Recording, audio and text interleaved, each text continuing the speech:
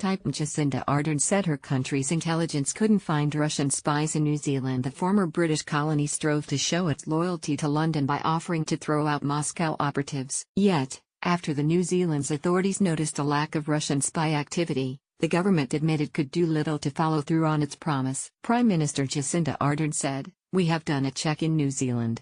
We don't have Russian undeclared intelligence officers here. If we did, we would expel them. When there's a range of international interests, does it surprise me New Zealand is not top of their list? No, actually New Zealand's Prime Minister Jacinda Ardern showing a certain degree of irony, she added, when there's a range of international interests, does it surprise me New Zealand is not top of their list? No, actually. Nevertheless, the Prime Minister didn't fail to warn Russia, saying that New Zealand will keep under review what further actions it can take to support the international community over the Salisbury attack.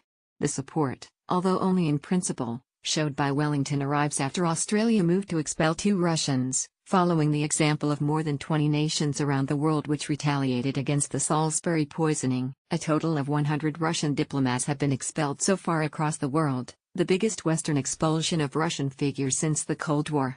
New Zealand supported in principle the retaliation against Russia. Following the Salisbury attack, Australian Foreign Secretary Julie Bishop also warned her country could boycott the 2018 World Cup taking place this summer in Russia, but later rode back on the threat. Malcolm Turnbull, the Prime Minister, said, together with the United Kingdom and other allies and partners, Australia is taking action in response to the recent nerve agent attack in Salisbury, UK. 2 Russian diplomats identified as undeclared intelligence officers will be expelled by the Australian government for actions inconsistent with their status, pursuant to the Vienna Conventions. On Monday, the U.S. ordered 60 Russian diplomats, including 12 Russian intelligence officers from Russia's mission to the United Nations headquarters in New York, to leave the country. Germany, Poland and France were among the countries in the European Union which expelled the highest number of Russian diplomats from their borders. President of European Council Donald Tusk confirmed on Monday that a total of 14 EU member states have retaliated against Russia so far.